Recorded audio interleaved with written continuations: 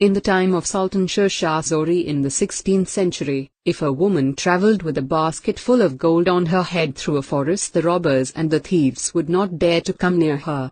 This shows that he was a benevolent ruler and was one of the most excellent administrators of medieval India.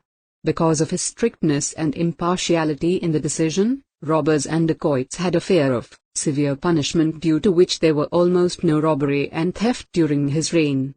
Today, we see far-right Hindus who have made it their mission to curse the noble and great leaders of the Indian subcontinent and spread propaganda about them, such as Aurangzeb Alamgir, Shihabuddin Muhammad Ghori, Muhammad bin Qasim, Sher Shah Suri, Tipu Sultan, Babur Zahiruddin Muhammad, Muhammad Ghaznavi, and Alauddin Khilji, etc. But they should in reality be grateful, kiss their feet for their service, and stop putting contempt in the Hindu public for these great leaders by rewriting the history and spreading false narratives in fictional and unauthentic Bollywood movies.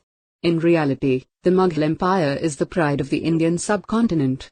Without these prominent Muslim heroes, the Hindu nationalists would not have had a history today.